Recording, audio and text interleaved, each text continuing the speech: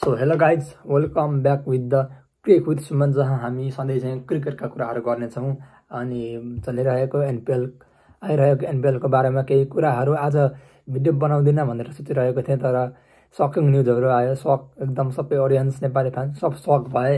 जेमिनिसम नेपालमा एकचोटि फेरि पोखरा एभेन्जर्सको टिमबाट जनकपुरमा आउन सकेनन्, किनभने जनकपुरसँग आइसिसीको कोटा थिएन। आइसिसीको एक्टिभ प्लेयर ल्याउने उनीहरूसँग कोटा परेको थिएन, त्यही भएर पोखरासँग थियो र जनकपुर बोल्टको साटो पोखरा एभेन्जर्सले जेमिनिसमलाई फेरि एनपिएलमा ब्याक गरेको छ, जुन एकदमै राम्रो कुरा हो एनपिएलको लागि र पोखरा एभेन्जर्सको लागि।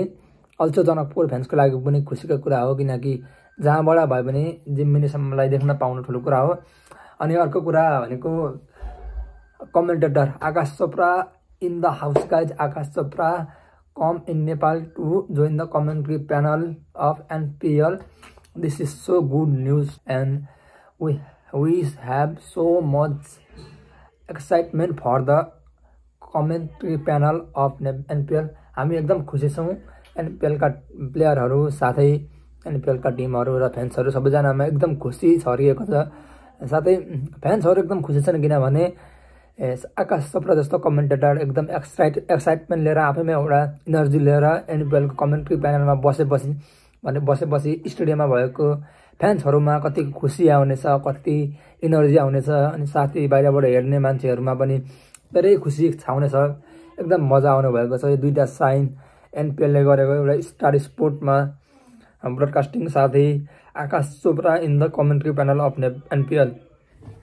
These two news are so amazing। अनि जेमिनिसमको बारेमा पनि के भन्नु र, जेमिनिसम is always fan favourite of Nepali प्लेयर्सको, नेपाली फ्यान्सको लागि एउटा फ्यान्स फेभरेट हुन्, किनकि इज अ बिग प्लेयर।